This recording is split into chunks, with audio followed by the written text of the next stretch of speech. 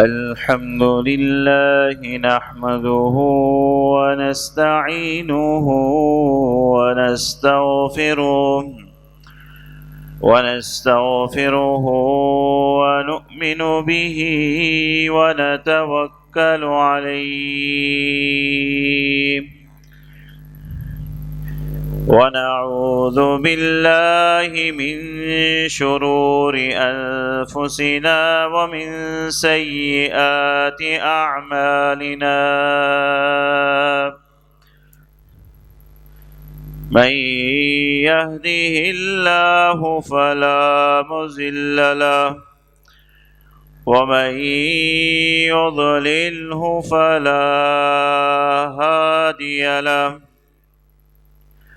ونشهد أن لا إله إلا الله وحده لا شريك له ونشهد أن سيدنا ومولانا محمدا عبده ورسوله أرسله الله إلى كافة للناس بشيرا ونذيرا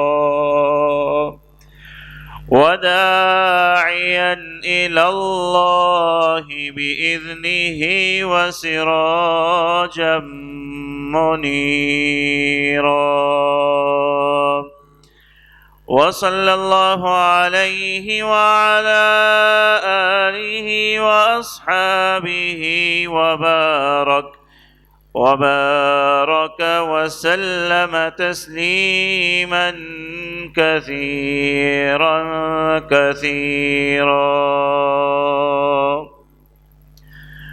أما بعد فأعوذ بالله من الشيطان الرجيم بسم الله الرحمن الرحيم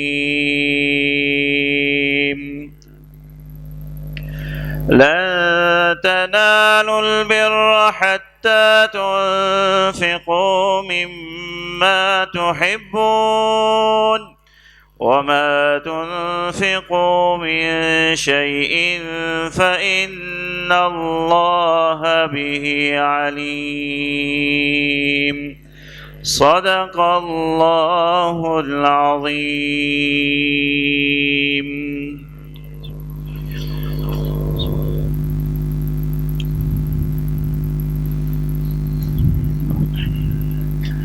میرے عزیز سامعین کرام،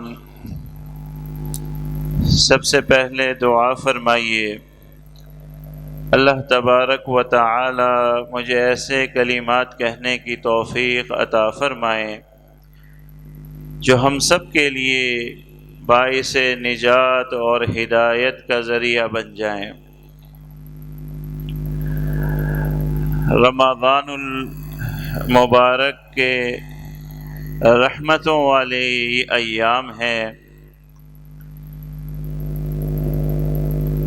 اللہ تبارک و تعالی سے دعا ہے کہ اللہ تبارک و تعالی ان ایام میں اور ان مبارک راتوں میں وہ سارے اعمال کرنے کی توفیق عطا فرمائیں جو حضور صلی اللہ علیہ وسلم کا معمول تھے، اور اس ماہ مبارک کو ہم تمام کے لیے رحمتوں مغفرتوں والا مہینہ بنائے اور ہمارے تمام گناہوں سے مغفرت کا ذریعہ فرمائے۔ میرے عزیز، رمضان المبارک کے جو اعمال نبی کریم صلی اللہ علیہ وسلم سے منسوب ہیں، ہمیں معلوم ہوئے ہیں، اس میں رمضان کا روزہ ہے، قرآن مجید فرقان حمید کی تلاوت ہے، اور لیلۃ القدر کی تلاش کے لیے ہر رات کی قدردانی اور عبادت ہے۔ کہ نبی کریم صلی اللہ علیہ وسلم رمضان المبارک میں باوجود کہ وہ اللہ کے رسول اور نبی ہیں اور فرماتے ہیں کہ میں ہر لمحے اللہ کے ذکر میں مشغول ہوتا ہوں، باوجود اتنی عبادت کے رمضان میں اپنی عبادت کو مزید بڑھا دیا کرتے تھے، مزید بڑھا دیا کرتے تھے۔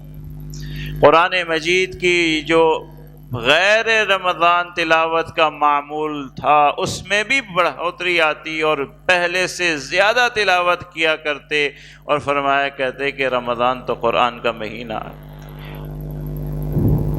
اور اسی طرح رات کی عبادت کو بڑھا دیا کرتے، اور آخری عشرے کے بارے میں تو یہ ہے کانا احیا اللیل، پوری رات عبادت میں مصروف رہتے۔ اور اسی طرح ایک اور نیک عمل جسے انفاق فی سبیل اللہ کہتے ہیں، اللہ کی راہ میں خرچ کرنا۔ روایتوں میں یہ بھی آتا ہے کہ رمضان میں اتنا خرچ کیا کرتے کہ صحابہ نے اس کی تعبیر کی ہے کہ ہوا کی رفتار سے زیادہ تیزی سے حضور کا ہاتھ چلا کرتا تھا۔ زندگی میں یہ معمول تھا، کبھی حضور صلی اللہ علیہ وسلم کے پاس بہت مال جمع نہیں ہوا۔ حضور صلی اللہ علیہ وسلم کی وراثت آپ کو دیکھیں، چند تلواریں ہیں، کوئی میراث، کوئی مال، کوئی چیز، حالانکہ خمس ملتا ہے، بہت مال آتا تھا، کبھی نہیں رکھا، کبھی جمع نہیں کیا۔ اور رمضان میں تو یہ اللہ کی راہ میں خرچ کرنے کی یہ نیکی اتنی بڑھا دیتے کہ صحابہ نے کیا کہ فرمایا کہ حضور کا ہاتھ گویا کہ ہوا کی رفتار سے جاری ہو جاتا۔ یہ آیت مبارکہ جو میں نے تلاوت کی ہے یہ اسی نیک عمل کے بارے میں ہے کہ لن تنالوا البر حتى تنفقوا مما تحبون۔ اے لوگو، تم بر کو، انعام کو، احسان کو، کامیابی اور بھلائی کو نہیں پہنچ سکتے۔ حضرت عبداللہ ابن عباس، حضرت عبداللہ ابن مسعود فرماتے ہیں، بڑے مفسرین ہیں یہ حضرات، کہ یہاں بر سے مراد جنت ہے، کہ لن تنالوا البر، تم جنت کو پہنچ نہیں سکتے حتی تنفقوا مما تحبون، یہاں تک کہ تم دنیا میں رہتے ہوئے یہ عادت نہ اپناؤ کہ تم تنفقوا مما تحبون، جس چیز کو تم پسند رکھتے ہو، مال، اسباب، جو تمہیں پسندیدہ چیزیں ہیں، ان میں سے کچھ اللہ کی راہ میں خرچ نہ کرو۔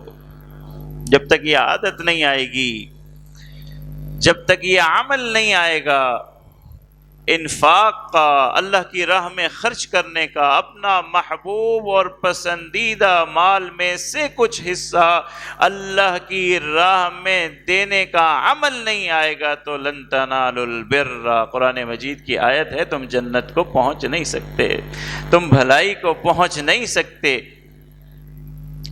اور پھر آگے اللہ تبارک و تعالی نے بڑے خوبصورت انداز سے فرمایا وَمَا تُنْفِقُوا مِنْ شَيْءٍ فَإِنَّ اللَّهَ بِهِ عَلِيمٌ، جو تم خرچ کر رہے ہو اللہ کو پہنچ نہیں رہا، مگر اللہ کے علم میں ضرور ہے کہ کیا دے رہے ہو اللہ کے نام پہ، کتنا دے رہے ہو۔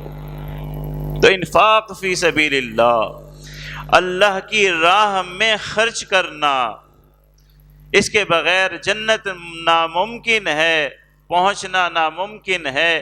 اور اس کا سب سے ادنا درجہ جو اللہ نے فرض کر دیا وہ زکوٰۃ ہے، وہ بھی انفاق کا حصہ ہے۔ جیسے نماز ہے، نماز میں کچھ فرائض ہیں، ہم فرض نمازیں پڑھتے ہیں، کچھ واجبات ہیں، کچھ نوافل ہیں، ایک کھلا میدان ہے جو جتنی عبادت کرنا چاہے، مگر فرض سے کم پر تو اللہ کی رضا نہیں ہے۔ اسی طرح انفاق میں بھی درجات ہیں، اس میں زکوٰۃ بھی ہے اور صدقات واجبہ بھی ہیں، اور پھر نفل ہے، جتنا چاہے آپ دیں۔ اللہ والوں کی مختلف سنت اور مختلف طریقہ ہے۔ حضرت ابوذر غفاری رضی اللہ تعالی عنہ عجیب طبیعت کے مالک تھے، ایک دن سے زیادہ مال رکھنے کے روادار نہیں تھے. آج کا کھانا ہونا چاہیے بس، آج شام کو جو زائد ہوا اسی وقت صدقہ کر دیا. اتنا خرچ کرتے تھے. ساری زندگی معمول رہا، ساری زندگی.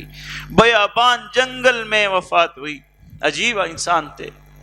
اتنا تقوی، اتنے اللہ کی راہ میں خرچ کرنے کا جذبہ.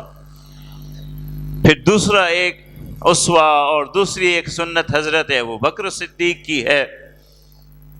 جمع کرتے تھے، تجارت تھی، مال ہوتا تھا، تجارت کرتے تھے، مگر جب ضرورت پڑتی تھی تو اللہ کی راہ میں سارا کا سارا مال صدقہ کر دیتے تھے. سارا کا سارا مال.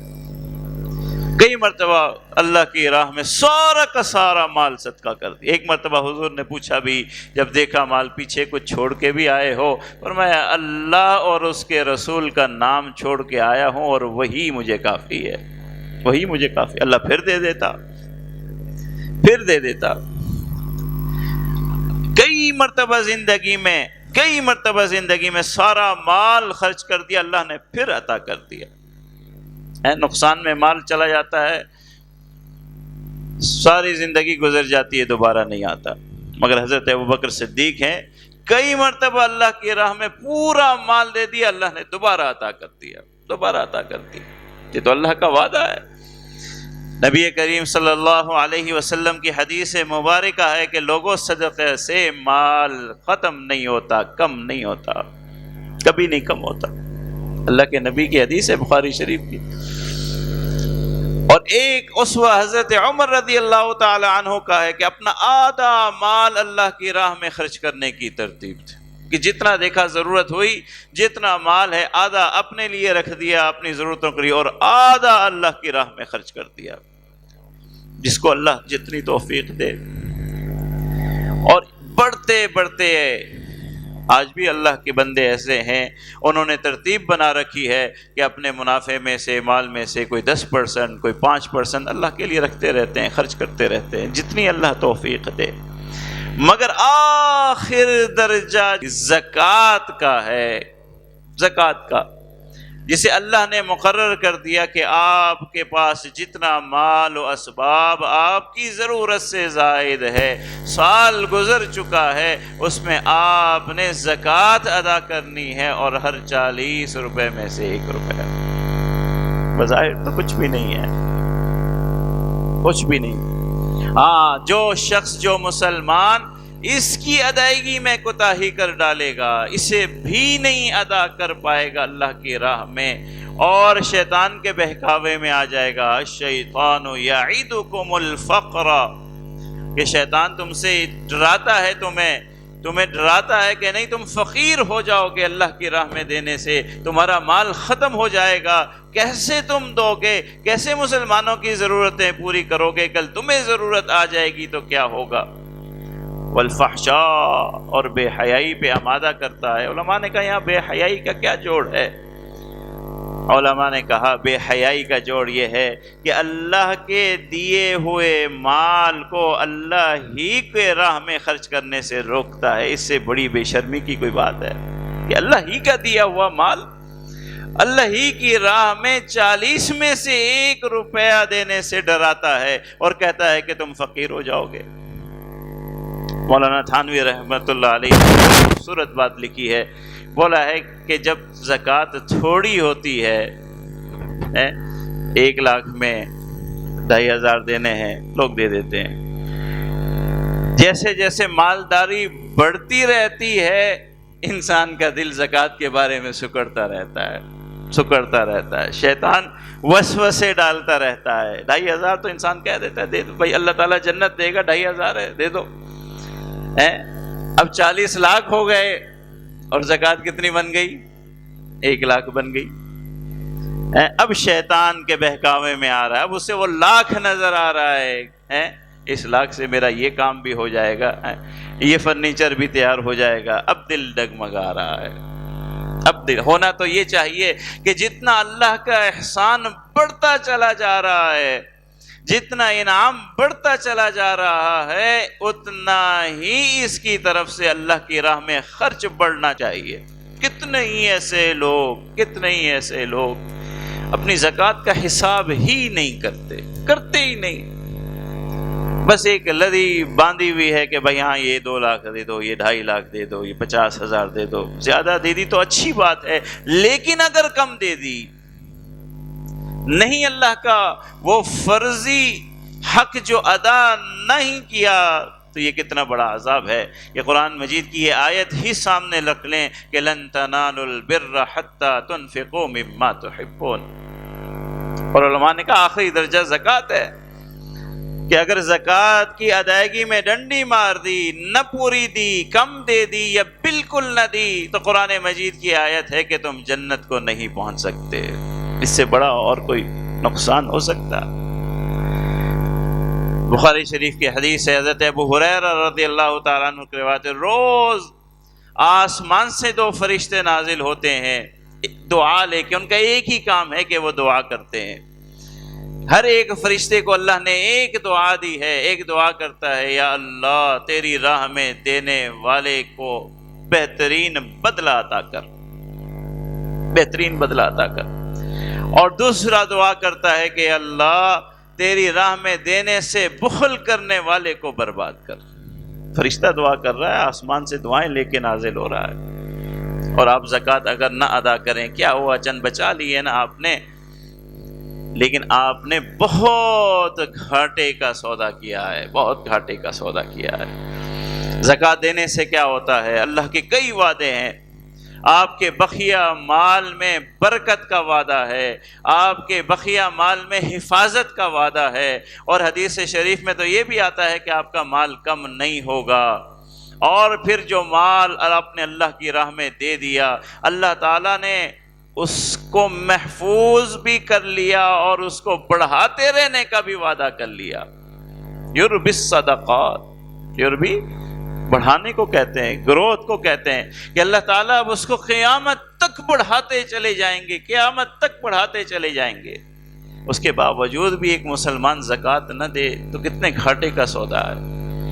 آج ہم اپنے مال کی حفاظت کے لیے انشورنس کرواتے ہیں، کیا کچھ نہیں کرتے، کیا فیسیں ادا کرتے ہیں، نہیں مولوی صاحب انشورنس بہت ضروری ہے، اللہ تعالیٰ کی تھوڑی نافرمانی ہے، معاف کرے گا، اس زمانے میں اتنی مہنگی گاڑی کیسے روڈ پہ لے کے جاؤں، انشورنس ہوگی، محفوظ ہو جائے گا میرا سرمایہ۔ کتنے پیسے دیتے ہیں سالانہ کہ میری چیز محفوظ ہو جائے، محفوظ ہو جائے، خطرات سے محفوظ ہو جائے۔ واللہ کے بندو، اصل انشورنس تو اس زکوٰۃ کے اندر ہے۔ جب زکوٰۃ دینے کے بعد اللہ آپ کے مال کی حفاظت کا وعدہ لے لیں، اسے پاکیزہ کر دیں، اس میں برکت کا وعدہ کر لیں، اس کی حفاظت کا وعدہ کر لیں، اس سے بڑھ کر کے سیکیورٹی آپ کے مال کی اور کیا ہو سکتی ہے کہ فرشتے اس کے لیے دعا کریں۔ اور جب مال میں زکوٰۃ نہیں دو گے تو دنیا کی کوئی سیکیورٹی اس کی حفاظت کیسے کر سکتی ہے؟ جب اللہ کا فرشتہ اس کی تباہی اور بربادی کی دعا کر رہا ہے، کیسے وہ محفوظ رہے گی؟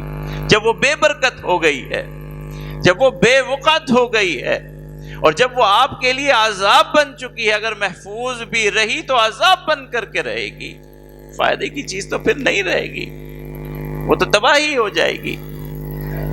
تو میرے عزیز، انفاق فی سبیل اللہ، اللہ کی راہ میں خرچ کرنا، اور اس کا ادنا درجہ زکوٰۃ ہے۔ ہماری جو یہ عادت ہے کہ ہم زکوٰۃ کا حساب نہیں کرتے، زکوٰۃ کی فکر نہیں کرتے، یہ غلط ہے۔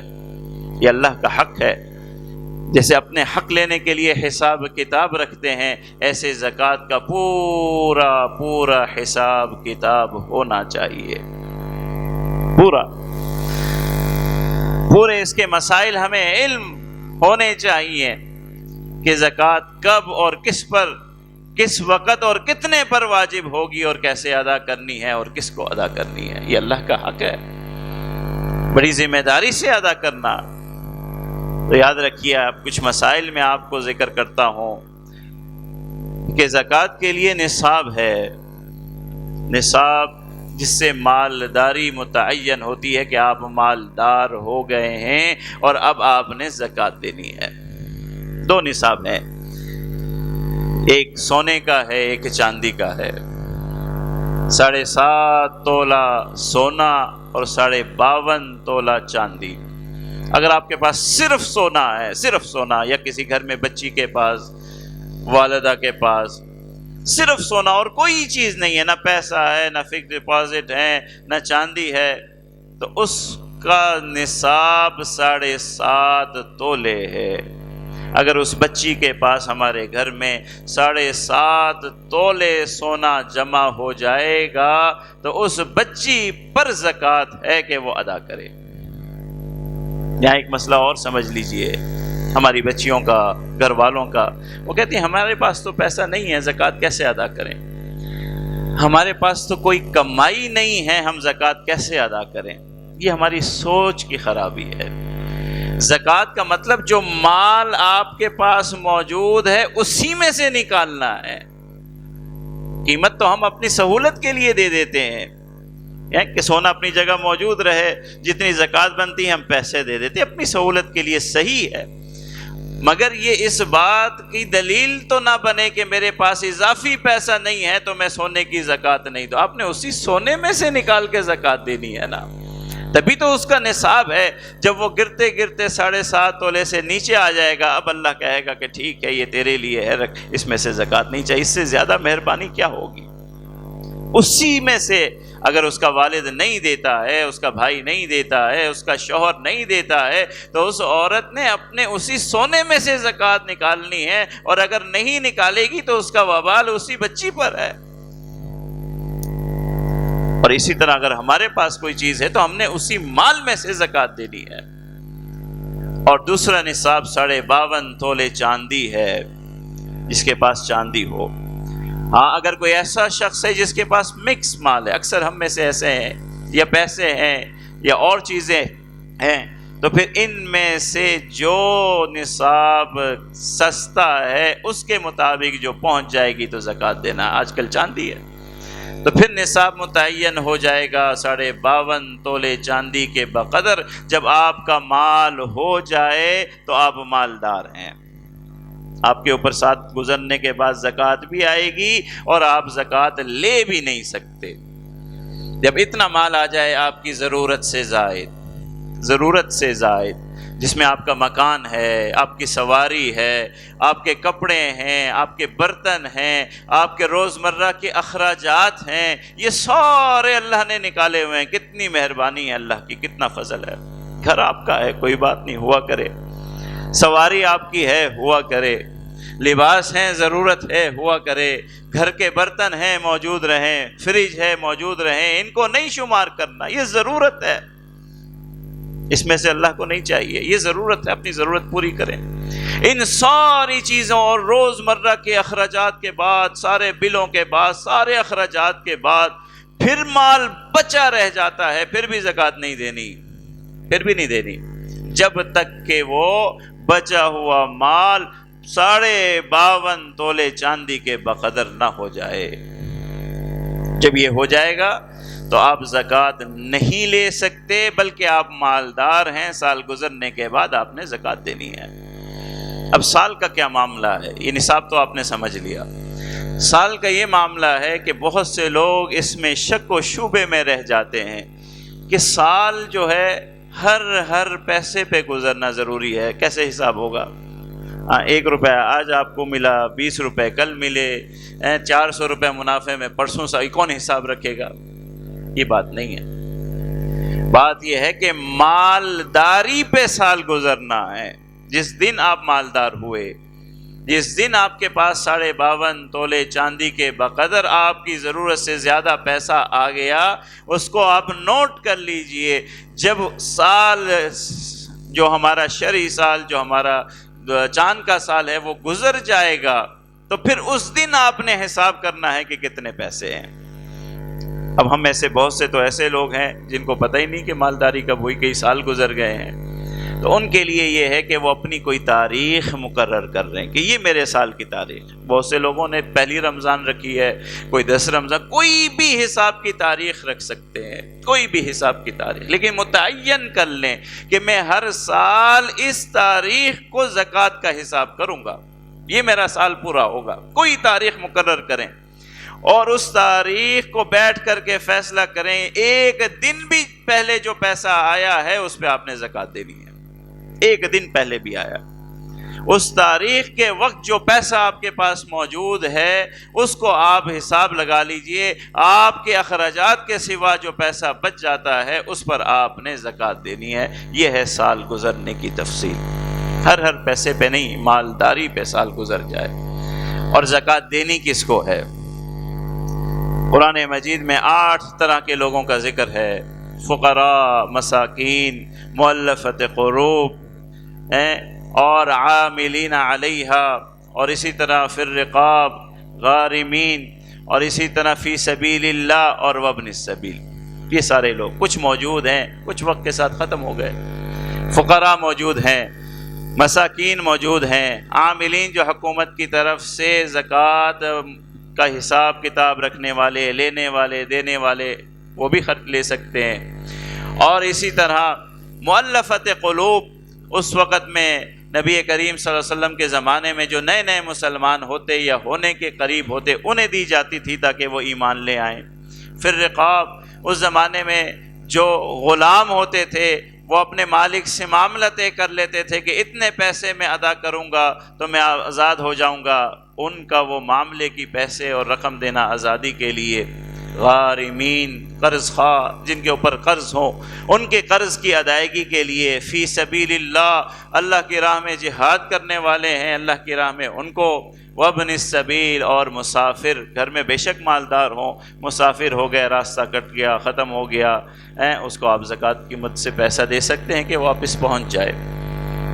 تو ان میں سے جو اس وقت عام طور پر موجود ہیں وہ فقراء اور مساکین ہیں۔ فقراء جن کے پاس کچھ بھی نہ ہو، بالکل کچھ بھی نہیں، بالکل خالی، اسے فقیر کہتے ہیں، اسے بھی آپ دے سکتے ہیں۔ مسکین، اس کے پاس ہو مال مگر ضرورت نہ پوری کرتا ہو، یہ معاملہ سمجھنے کا ہے۔ اکثر لوگ ذہن میں تشویش والے ہو جاتے ہیں۔ ایک آدمی ہے، اس کے پاس گھر بھی ہے، سواری بھی ہے، موٹر سائیکل بھی ہے، نوکری بھی ہے، نوکری بھی کرتا ہے، سفید پوش ہے، 20-25 ہزار بھی کما لیتا ہے، مگر گھر کے اخراجات بہت زیادہ ہیں، پورے نہیں ہوتے، اضافی پیسہ کچھ نہیں ہے جمع ہوا، بس کماتا ہے اور لگا دیتا ہے، اور وہ بھی کم پڑ جاتے ہیں، تو وہ بھی مسکین میں شامل ہے، اس کو بھی زکوٰۃ دے سکتے ہیں، اسے بھی زکوٰۃ دی جانی چاہیے، کیونکہ اس کی ضرورت نہیں پوری ہو رہی۔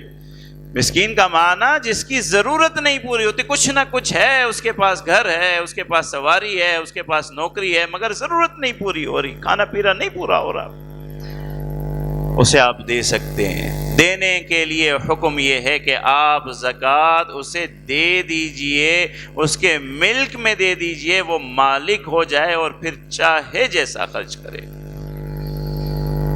اس معاملے میں بھی بڑی عجیب سا معاملہ ہے، بہت سے لوگ جو ہیں وہ تحقیق کرنے میں اتنا آگے چلے جاتے ہیں کہ جو بیچارہ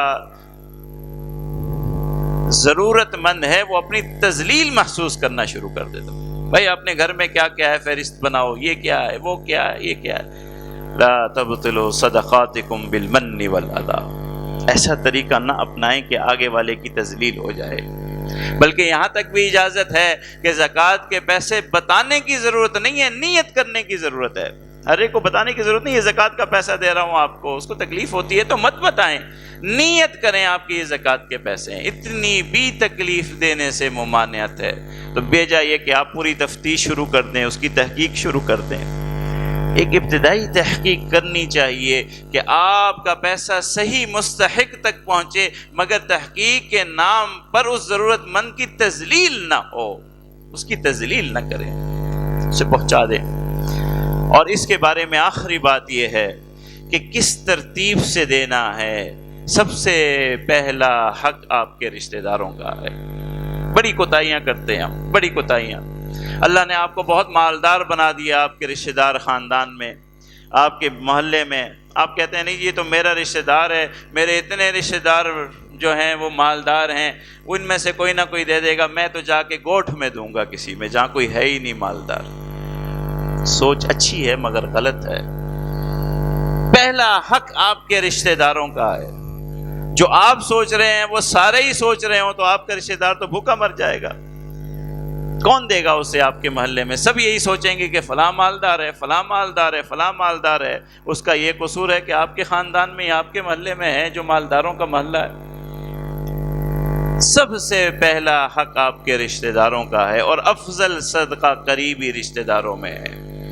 اگر آپ کے رشتہ داروں میں کوئی ضرورت مند موجود ہے، پہلا حق آپ کی زکوٰۃ کا اسے ہے، اسے پہنچائیے، اسے دیجیے.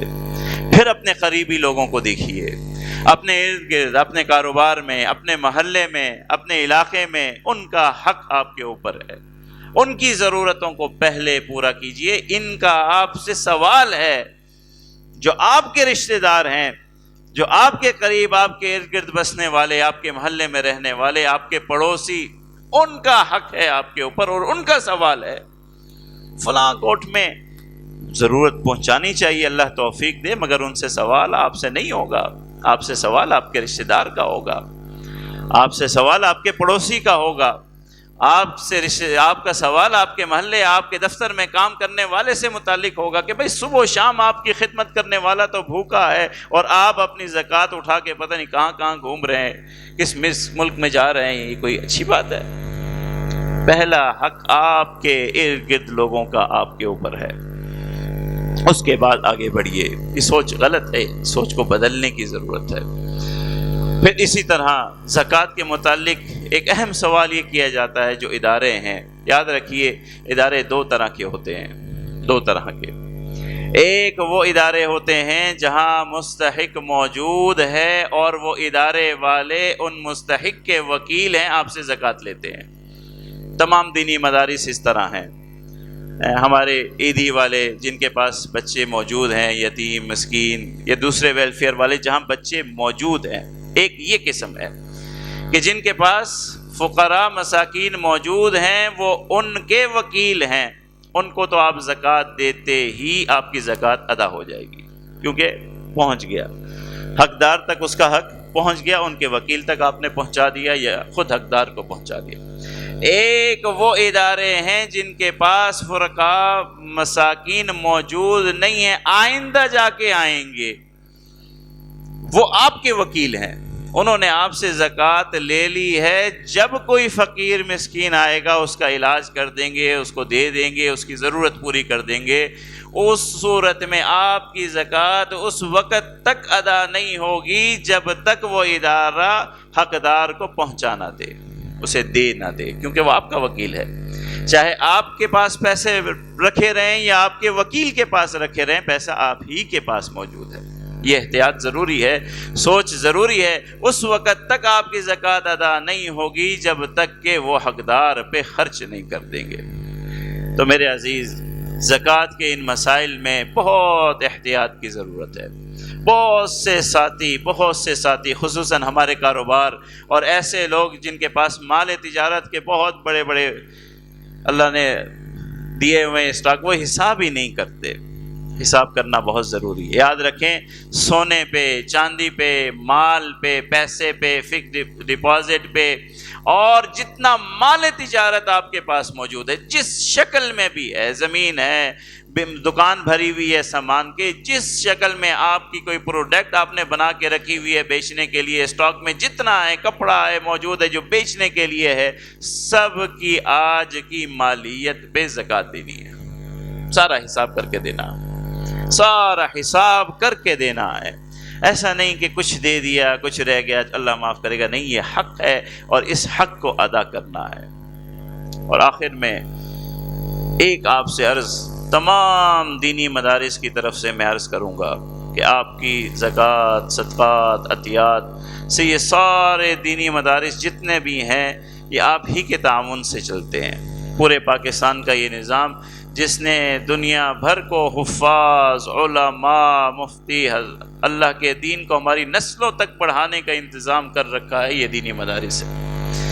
اور بہت عظیم کام ہے، بہت عظیم کام ہے میرے عزیز. اس کے ثواب کا آپ اندازہ نہیں کر سکتے. یہ مسجد، یہ مدرسہ جس زمانے میں بنا 77 میں، یہ جنگل ہوتا تھا، جو بہت ساتھی پرانے ہیں وہ جانتے ہیں، اس زمانے میں 77 میں یہ جنگل تھا، کوئی آبادی اتنی نہیں تھی۔ جن لوگوں نے، جن ساتھیوں نے، کچھ نام مجھے یاد ہیں، اس وقت میں محنت کر کے یہ سنے ہیں میں نے، یہ ادارہ قائم کیا ہوگا، تصور بھی نہیں ہوگا کہ اللہ ان کے اس عمل کو کتنا بڑا کر دے گا۔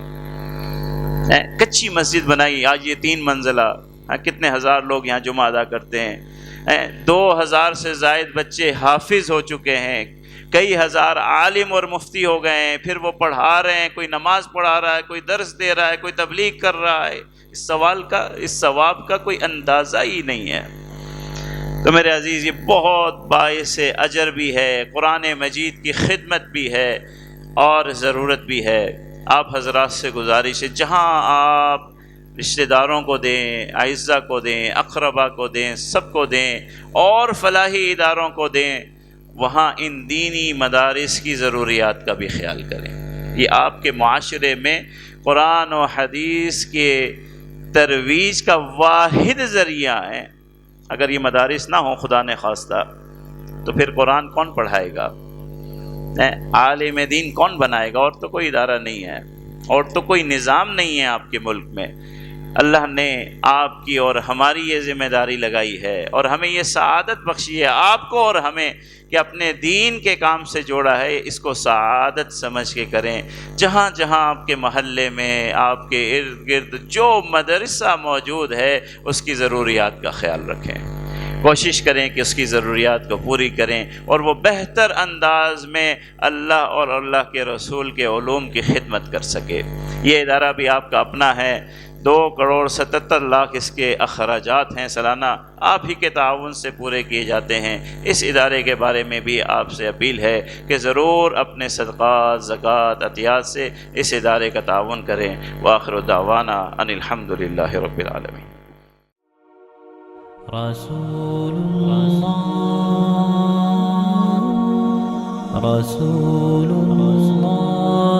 طال بی الحنین